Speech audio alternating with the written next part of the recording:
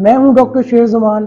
अगर आपको सीने के अंदर एक चुभने वाला पेन पैदा होता है और आप ये समझ रहे हैं कि ये हार्ट अटैक है, तो हो सकता है कि ये हार्ट अटैक नहीं बल्कि कोस्टोकॉन्ड्राइटिस पेन हो। आज हम एक ऐसी कंडीशन के बारे में बात करेंगे जो पेशेंट को पैनिक कंडीशन में डाल देती है। इस वीडियो में हम सीखेंगे चेस्ट पेन का रियल कॉज क्या होता है, इसकी क्या सिम्टम्स जाहिर होती हैं, हार्ट अटैक और कोस्टोकॉन्ड्राइटिस में क्या फर्क है, कौन सी मेडिसिन इस्तेमाल की जा सकती है या कौन सी ऐसी एक्सरसाइजेज हैं जो आप घर के अंदर भी रहकर परफॉर्म करें और इस कंडीशन को चंद हफ्तों के अंदर ही ट्रीट करें। हमारी रिब्स स्टर्नम या चेस्ट बोन के साथ एक कार्टिलेज के साथ कनेक्ट होती हैं। जब ये कार्टिलेज इन्फ्लेम्ड हो जाए, इंजर्ड हो जाए या ओवर यूज या ओवर ट्रेन हो जाए तो हमारे सीने के अंदर एक चुभने वाला पेन पैदा होता है। तो इस कंडीशन को कोस्टोकॉन्ड्राइटिस कहा जाता है। कोस्टोकॉन्ड्राइटिस की क्या अलामात जाहिर होती हैं?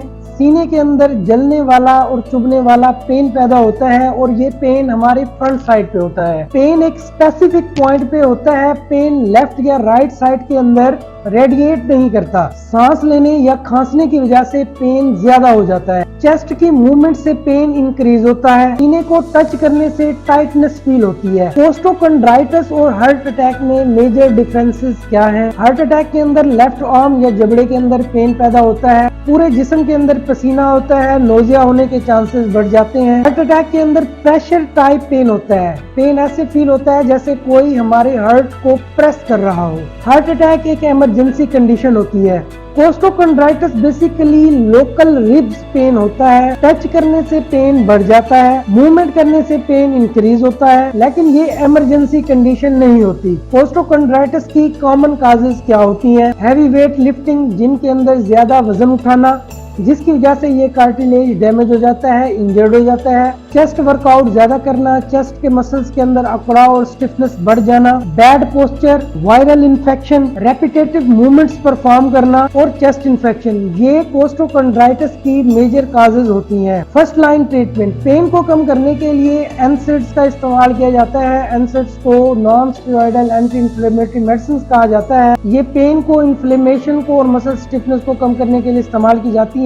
इसके अंदर प्रोक्सिकैम, नेप्रोक्सन, फेल्डेन, डेक्लोफेनेक, सोडियम, पोटाशियम शामिल है। ये मेडिसिन आप दिन में 2 बार इस्तेमाल कर सकते हैं। मसल्स को रिलैक्स करने के लिए और फिनाड्राइन सिट्रेट और बैक्लोफिन का भी इस्तेमाल किया जाता है। चेस्ट पेन को कम करने के लिए कुछ एक्सरसाइजेज भी परफॉर्म की जाती हैं। अगर ये एक्सरसाइजेज आप घर में रहकर भी परफॉर्म करते हैं तो 1 से 2 दिन के अंदर आप चेस्ट पेन को और कोस्टोकॉन्ड्राइटिस को काफी हद तक बेहतर कर सकते हैं। सबसे जो पहली एक्सरसाइज है वो चेस्ट के मसल्स को स्ट्रेच करना है। इस एक्सरसाइज को परफॉर्म करने के लिए आपने अपने दोनों हाथों को इस पोजीशन में रखना है और ये हाथ अपने गर्दन के पीछे रखना है और हमारी जो एल्बो है इसको ओपन करना है। इससे हमारे चेस्ट के मसल्स को स्ट्रेचिंग पैदा होगी।